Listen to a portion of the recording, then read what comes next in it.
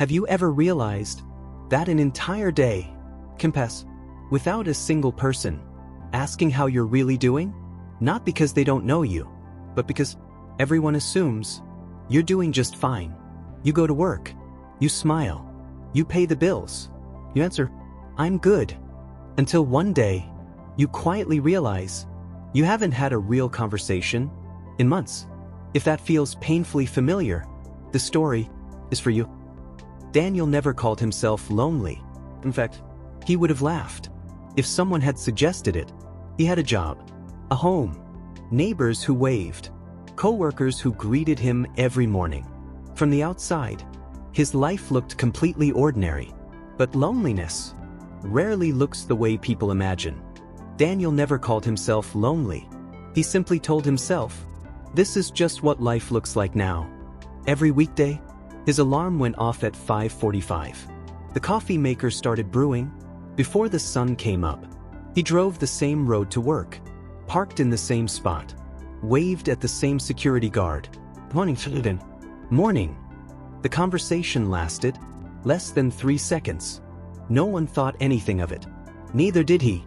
For 30 years, Daniel had been busy, working overtime, raising a family, fixing broken things around the house, making sure everyone else had what they needed.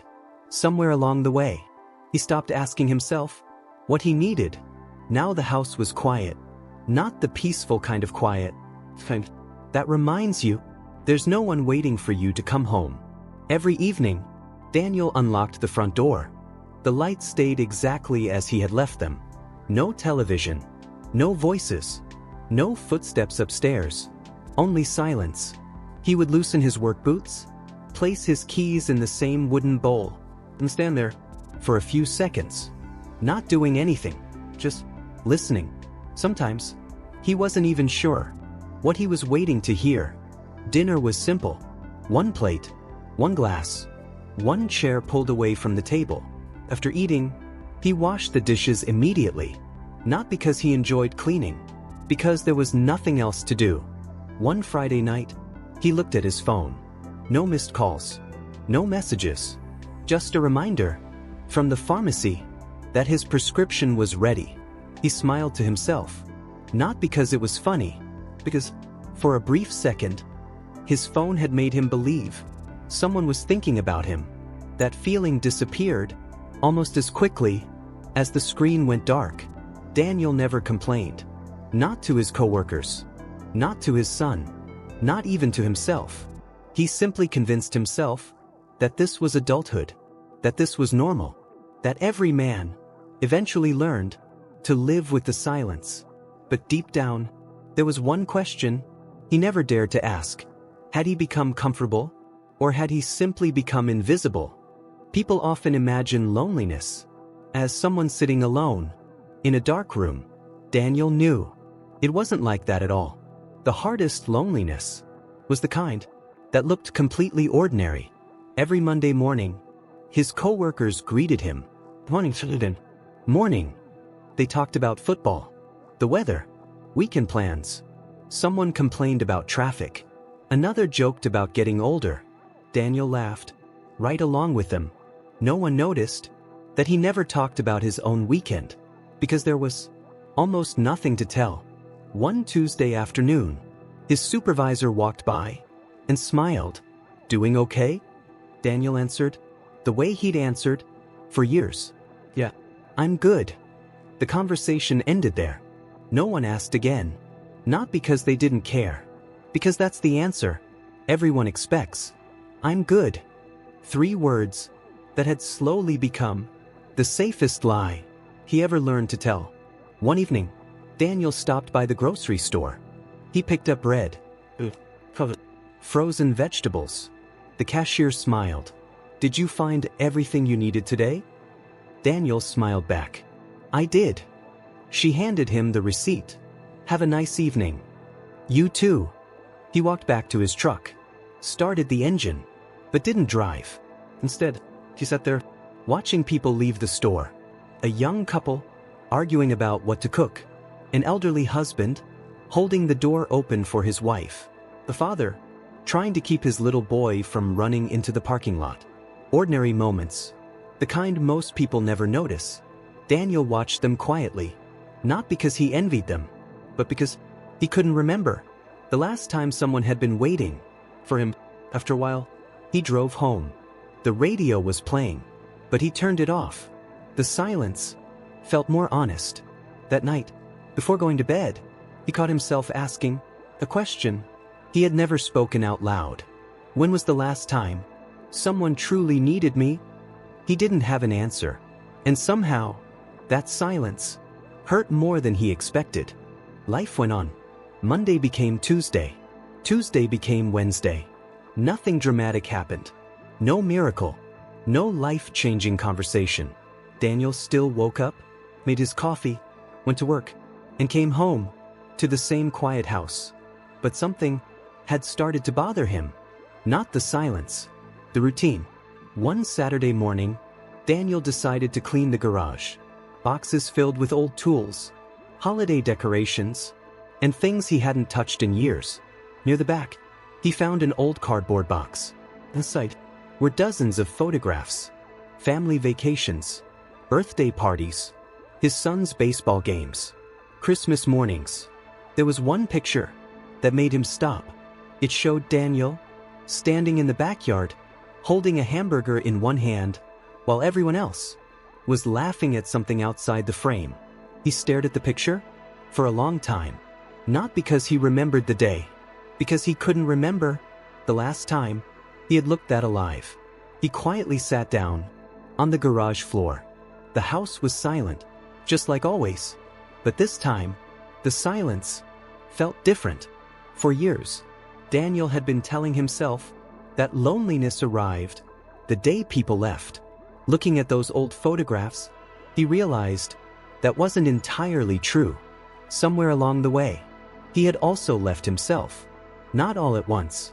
Little by little, he stopped calling old friends, stopped taking weekend drives, stopped fishing, stopped reading, stopped doing the small things that once made him feel like himself. He hadn't only lost people, he had slowly lost the man he used to be. That realization hurt, but strangely, it also brought a tiny sense of relief, because if loneliness hadn't been created in a single day, perhaps it didn't have to disappear in a single day either. For the first time, Daniel stopped asking, "Why does nobody think about me?" Instead, he asked something far more honest. When was the last time I truly showed up for myself? The question stayed with him long after he closed the garage door. Maybe Daniel's story doesn't feel like a story at all. Maybe it feels a little too familiar. Maybe you've spent years being the strong one, the dependable one, the man everyone could count on, while quietly wondering who you could count on when life became heavy. If that's where you are today, I'd like to ask you for one small favor. If this story has spoken to you, would you leave a like? Not because it's just another YouTube video, but because every like helps this story reach another man who may be sitting alone tonight, believing he's the only one who feels this way. And if someone came to your mind while listening to Daniel's story, perhaps your father, your brother, an old friend, or someone who's been unusually quiet lately, please share this story with them. You never know when one simple video can become the conversation someone has been needing for years. And if these stories help you slow down, see yourself more clearly, and discover the timeless wisdom of Stoicism, I'd be honored to have you join us. Subscribe and walk this journey with us, because every day we explore another ordinary life, another quiet struggle, and another timeless lesson that reminds us we're never truly walking alone. Now, let's go back to Daniel, because the moment that quietly changed his life was closer than he could possibly imagine. The following Sunday, Daniel wasn't searching for answers. He was simply trying to get out of the house. He drove with no destination, no plans, no schedule, just empty roads and an old pickup truck that had become his quiet escape. A light rain began to fall. He pulled into a small used bookstore he had driven past countless times without ever going inside. The place was almost empty. Old wooden shelves, the smell of paper, soft jazz playing somewhere in the background. Daniel wandered slowly, without looking for anything in particular. The one worn-out book caught his attention. It wasn't the cover. It wasn't the title. It was a sentence, written on a small card, tucked inside the first page. Read, "The longest relationship you'll ever have is the one you have with yourself." Daniel stood there, reading it again and again. He wasn't sure who had written it, but for some reason, it felt uncomfortably personal. For years, he had believed that loneliness came from having no one beside him. But standing there, in the quiet corner of an old bookstore, another possibility quietly appeared. The hardest part wasn't living alone. He had spent years avoiding the one person who had been with him every single day, himself. It wasn't an answer. It was only a different question. But sometimes, one honest question can change the direction of an entire life. Daniel bought the book, not because he expected it to fix anything, but because, for the first time, in a very long time, something inside him had become curious again. That night, he opened the first chapter.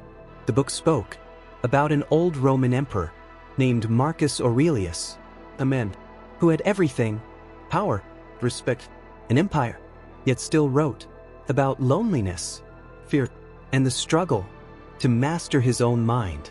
Daniel paused. If even one of the most powerful men who ever lived had wrestled with the same quiet battles, perhaps there had never been anything shameful about his own. For the first time, Daniel didn't feel like a man who needed rescuing. He simply felt like a man who still had something left to learn. The next morning, nothing looked different. The house was the same. The silence was still there. His phone still didn't ring. But something inside Daniel had become just a little quieter. For years, he had started every morning checking his phone, almost without thinking, looking for a message, a missed call, anything that reminded him someone had thought about him. That morning, he didn't. He made his coffee, opened the curtains, and simply watched the sunrise. It wasn't spectacular, just another ordinary morning. But for the first time, he wasn't rushing to escape the silence. He stayed with it. A few days later, Daniel found himself walking through a nearby park. No headphones, no podcast, no music, just the sound of leaves moving in the wind. He noticed something that had always been there: children laughing, birds arguing over crumbs, an elderly couple walking hand in hand. Life had never stopped happening. He had simply stopped noticing it. One sentence from that old book kept returning to his mind, not as an answer, but as a reminder. You cannot control who stays, but you can choose who you become while they are gone. Daniel thought about that for days. He couldn't make old friends call. He couldn't change the past. He couldn't undo the years that had already passed. But perhaps he didn't need to. One Saturday afternoon, he did something he hadn't done in nearly 10 years. He drove to the lake with an old fishing rod that had been collecting dust. In his garage, he caught nothing, not a single fish. But for the first time in a very long while, he wasn't there to escape loneliness. He was simply enjoying the afternoon. As the sun began to set, Daniel smiled, a real smile. And that doesn't happen because life is perfect. It happens because you finally stop waiting for happiness to arrive through someone else. That evening, he returned home, unlocked the front door, placed his keys into the same wooden bowl. The house was still quiet. Nothing had changed. And somehow, everything had. For the first time, the silence no longer felt like proof that he had been forgotten. Felt like peace. The weeks passed, quietly. Daniel's life didn't become extraordinary.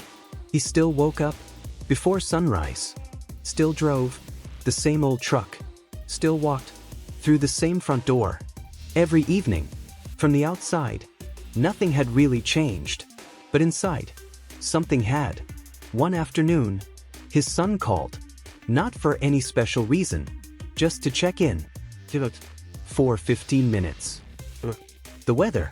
His granddaughter's first day of school. Before hanging up, his son paused. Then he said something Daniel hadn't expected. "You sound different, Dad." Daniel smiled. "I guess I'm learning how to enjoy the quiet." After the call ended, he sat on the back porch with a cup of coffee. The yard looked exactly as it always had. The wind moved gently through the trees. Somewhere in the distance, a dog barked. For years, Daniel had mistaken silence for emptiness. Now, he saw something different. Silence wasn't proof that nobody loved him. It was simply the space where he could finally hear his own life again. The Stoics believed that peace doesn't begin when the world finally gives you everything you've been missing. Peace begins when you stop asking the world to carry a weight that only your own mind can set down. Daniel couldn't control who stayed, who left, who remembered to call, or who slowly drifted away. But he could choose whether loneliness would define the rest of his life. And that choice changed everything. Maybe your story isn't exactly like Daniel's. Maybe your house isn't quiet. Maybe you're surrounded by people every day. But loneliness isn't measured by how many voices fill a room. Sometimes it's measured by how long it's been since you felt understood. If that's where you are tonight, don't rush to fill every silence. Sit with it. Listen to it. You may discover that the person you've been waiting to reconnect with has been there all along. One day, the people you love will come and go. Children will grow up. Friends will become busy.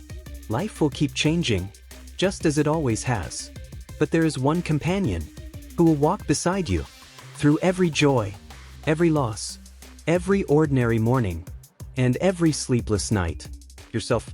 Learn to know that man. Learn to respect him. Learn to become his closest friend. Perhaps that was the quiet lesson Stoicism had been offering all along. If Daniel's story felt like a small part of your own, don't let it end here.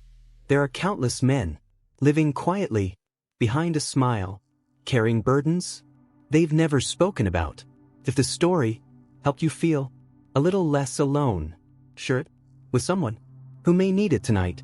And if you're walking this Stoic path with us, I'd love to have you here.